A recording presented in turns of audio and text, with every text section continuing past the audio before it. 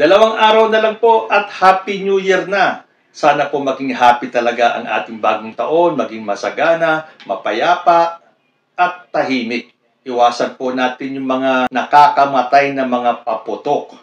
Meron po mga designated places kung saan pwede tayong magpaputok. Hindi po pwede sa mga harap ng bahay.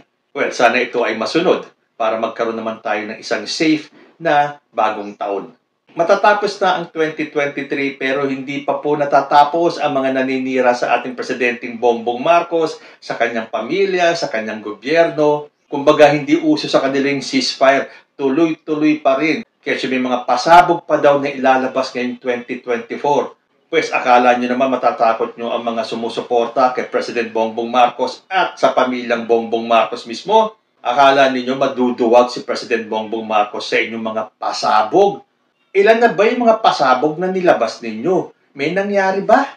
Pinatulan ba kayo ni President Bongbong Marcos? Hindi po. So kahit na ano pang mga susunod ninyong pasabog, yung mga kampon nyo lang ang maniniwala dyan.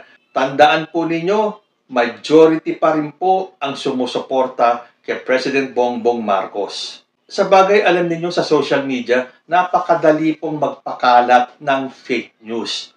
Kung kami ngang mga maliliit na vloggers, ako for one, hanggang ngayon po, meron pa rin isa-isang nagme-message sa akin, nagko-comment sa mga videos ko na ako daw ay bayaran. Kasi may nabasa pa akong isang comment na kasama daw ako dun sa 30,000 a month na payroll ni so-and-so na politiko. Yan po ay hayagang fake news dahil ilang ulit ko naman pong sinasabi. Ako po ay hindi bayaran ng kahit na sino. Ang tanong ko nga kapag ikaw ba ay merong ipinagtanggol, nangangahulugan ba na ikaw ay bayaran? So baka kayo, yung mga nagbibintang sa akin na bayaran ako, sino ba ang sinusuportahan ninyo? Malaki ba ang bayad sa inyo? Mahigit ba sa 30,000 na sinasabi nyong monthly, kasama ako sa payroll na yon? Kahit na po isang singkong duling, wala po akong natatanggap sa administrasyon ni President Bongbong Marcos ni hindi nga po ako kilala ng kahit na isa man sa mga opisyal ni President Bongbong Marcos, let alone si President Bongbong Marcos makakilala sa akin. Hindi po. Galing po sa puso ko dahil yun ang aking paniniwala kaya ako pinagtatanggol si President Bongbong Marcos. Hindi po ako bayaran. Sabi ko nga ang aking challenge dun sa mga nagsasabing bayaran ako, patunayan nyo po na ako ay bayaran at ang buong sweldo ko sa YouTube ay iaabuloy ko sa inyo. Walang labis, walang kulang. So, kung kaming mga supporters ni President Bongbong Marcos binabansagang bayaran, ano pa kayang ating Pangulo na kung ano-ano mga fake news ang sinasabi nila? Magpakita po kayo ng ebidensya, demanda nyo si President Bongbong Marcos o kung sino man sa kanyang pamilya. Hindi na po basta-basta maniniwala ang taong bayan sa mga satsat lang, sa mga sabi-sabi, sa mga salita-salita, sa mga sinasabi ninyong reliable source ninyo na hindi nyo naman mapangalanan. Napakadali po sa panahong ito ang magpakalat ng maling informasyon at ng mga fake news. Gusto ko pong ipaalam sa inyo, loyalista po ako ni President Bongbong Marcos and nothing will change that. Ngayon, kung meron kayong mga ebidensya at napatunayan nyo na may mga anomalyaman na nagawa si President Bongbong Marcos at ang kanyang pamilya, hindi pa rin po mawawala ang suporta ko kay President Bongbong Marcos. At kung mapapatunayan na siya ay may nagawang kasalanan or anomalya, tatanggapin ko po yun. Pero hindi po mawawala ang suporta ko kay President Bongbong Marcos at sa pamilya Marcos. So kahit na anong mga pangbabatikos ang inaabot ko, although iilan-ilan lang naman po yan, dahil kung tutuusin, majority pa po ang sumusuporta kay President Bongbong Marcos. At hindi ako matitinag ng pailan-ilan mga nagkokomento against kay President Bongbong Marcos. Bakit naman ako maaapektuhan sa mga pambabatikos ninyo? Si Bongbong Marcos ang nakaupo ngayon. Siya po ang presidente natin. So, kayo ang manggalaiti, kayo ang ma-stress. Mag-isip kayo ng paraan kung paano nyo mapapaalis si President Bongbong sa kanyang pwesto. Dahil kung wala din lang kayong mailalabas na ebidensya, yung concrete evidence na tatayo sa korte, hindi po nyo mababago ang isipan ng mga totoong supporters ni President Bongbong Marcos. So kung sila po ay hindi tumitigil sa pagpapakalat ng mga negative, mga falsehoods, mga kasinungalingan laban kay President Bongbong Marcos, hindi rin naman po tayo titigil sa pag-share ng mga positive news sa mga magagandang ginagawa ng ating presidente ng kanyang administrasyon. Dahil aaminin naman po natin, hindi po perpekto si President Bongbong Marcos, hindi po perpekto ang kanyang administrasyon. Wala pa pong administrasyon na naging perpekto. Isama nyo na lahat ng nagdaang presidente. Mula kay Cory Aquino hanggang kay Rodrigo Duterte. Wala pong naging perpekto dyan. So paano magiging perpekto si President Bongbong Marcos? Pero kung sa trabaho at sa resulta din lang naman ang pag-uusapan, President Bongbong Marcos is doing a great job para sa ating bansa. Patunay na dito, itong balitang Bongbong Marcos's foreign trips yield 4 trillion worth of investments. Kahit na itong mga nambabatikos na puro biyahe lang daw ng biyahe sa President Bongbong Marcos, kayo ba, magagawa niyo bang bumiyahe at makapag-uuwi ba kayo ng mga investments para sa ating bansa? Hanggang laway lang naman kayo Samantalang ito, mga ebidensya, mga katunayan ng mga resulta ng mga foreign trips ni President Bongbong Marcos. Ito nga nabasa ko sa isang post sa 31 Million Movement page. Ang galing talaga ng gobyernong ito. Nasa 4.19 trillion pesos lang naman ang nakuhang investments ni PBBM mula sa kanyang mga foreign trips. Karamihan dito ay kasalukuyan ng ginagawa. Lahat talaga ng hakbang ng Pangulo ay para sa bagong Pilipinas. Doon sa mga naninira, kaya nyo ba itong makapag-uwi kayo ng 4.19 trillion worth of investments? Argumento ng iba, utang naman yan Kayo nga, subukan ninyo. Kahit na ba utang inutang para sa ikauunlad ng bansa. Para naman may presidenteng hindi nangutang nung sila ay nakaupo pa. Sabi pa dito, ang 4.19 trillion pesos ng halaga ng investments ay binubuo ng 148 projects. Nasa 20 proyekto naman ang kasalukuyang minomonitor ng DTI. Ito ay mga naka-green light na at naka-register na rin sa IPAs ang DTI, BOI at PEZA. So nakita ninyo, ito ang presidenteng tahimik. Hindi pumapatol sa mga taong ang kaya lang ay kumahol ng kumahol nang wala namang mga ebidensya. Sabi ko nga sa inyo maglabas na kayo ng ebidensya.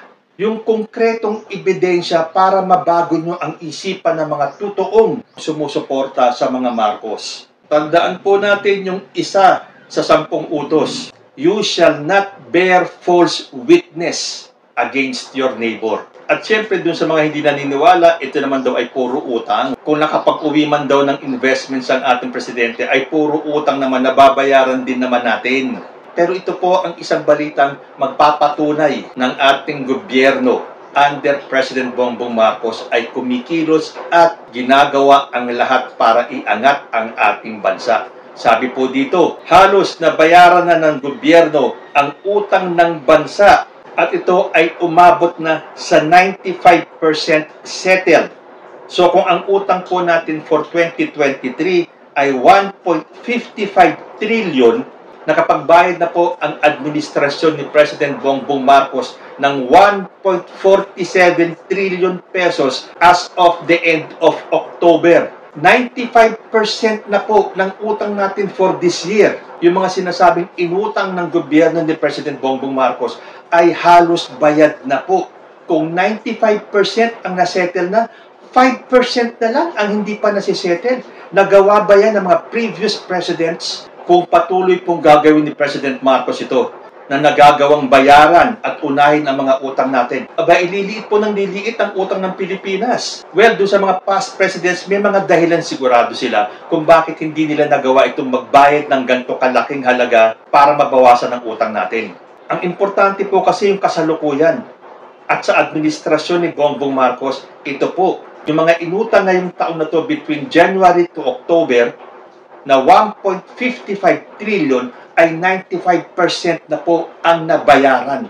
O hindi pa rin maniniwala yung mga anti-Marcos dyan. Ay naku, bahala na kayo sa buhay ninyo. Wala naman po talaga magiging magandang balita sa inyo eh. Doon nga sa mga nang-iintriga pa eh. Natural, pera naman daw ng mga taong bayan ang pinambayad. Siyempre, saan kukuha ang gobyerno ng pambayad kundi sa mga taxes natin? Kayo talaga, oo. Para lang maisingit ninyo yung inyong mga pagkontra. Hindi nyo na pinag-iisipan yung inyong mga argumento para makapanira lang kayo. Hindi pa kayo matuwa. Utang ng Pilipinas yan. Utang natin lahat yan. Yan ang hirap sa ibang tao. Kahit na kaninong administrasyon pong nagdaan. Kapag walang ginagawa ang administrasyon, reklamo kayo. Kapag may ginawa ang administrasyon, reklamo pa rin kayo. Yan po ay dinanas ng lahat ng naging presidente. May mga Pilipino po kasi na hindi marunong matuto at makontento. Kaya merong gawin, kaya walang gawin ang administrasyon ng kahit na sinong presidente, nakakontra pa rin kayo. Kailan kayo magbabago ng pag-iisip? Kailangan po natin ngayon ng pagkakaisa. Now more than ever. Katatapos lang po ng pandemya, magkaisa naman tayo. Alam po, napakahirap ng aking pinapangarap. Ang aking dream, ang aking prayer na magkaisa tayo. But the way things are going, mas gusto pa ninyo ang isang divided na nation kesa sa pagkakaisa. Matatapos nga ang taon, na halos magtagumpay sila na sirain ang unity. Sino ba ang tumatawa ngayon? Di yung mga kalaban ng gobyerno, yung mga anti-unity, yung mga anti-Marcos, yung mga anti-Sara Duterte, yan ang mga tuwang-tuwa. Dahil para sa kanila, nabuwag nila ang unity. Pero naniniwala pa rin po ako, intact pa rin po ang unity. Para patunayan sa buong bansa na kahit na anong intriga ang dumating, tuto pa rin ng unity ang kanilang pangako na sama-sama tayong babangon muli. So tayo po ay nagpapasalamat na matatapos ang 2023 na maraming nagawang positibo ang gobyerno ni President Bongbong Marcos at patuloy pa rin po tayong umaasa na sana patnubayan pa rin ng Panginoong Diyos ang ating presidente para maipagpatuloy niya ang kanyang mga dapat gawin para sa ikauunlad ng ating bansa. So ito pong dalawang balitang ito ay major achievements po ng bansang Pilipinas. Yung naiuwing trilyon-trilyon na investment ng ating Presidenteng Bongbong Marcos at ang pagsettle ng 95% ng utang ng bansa ngayong 2023. Sana po magtuloy-tuloy na. Pinapanalangin ko po sa Panginoong Diyos na gabayan ng Panginoon at pagtibayin pa ang ating administrasyon sa ilalim ni President Bongbong Marcos. At naniniwala po ako, wala pong paninira ang magpapabagsak sa ating Presidenteng Bongbong Marcos. Again, Happy New Year po sa ating lahat at ipagpatuloy po natin ipagdasal ang ating Presidente dahil ang tagumpay po niya ay nangangahulugang tagumpay ng bawat isa sa atin. What are your thoughts about this? Comment lang po down below and I will see you next time. Peace.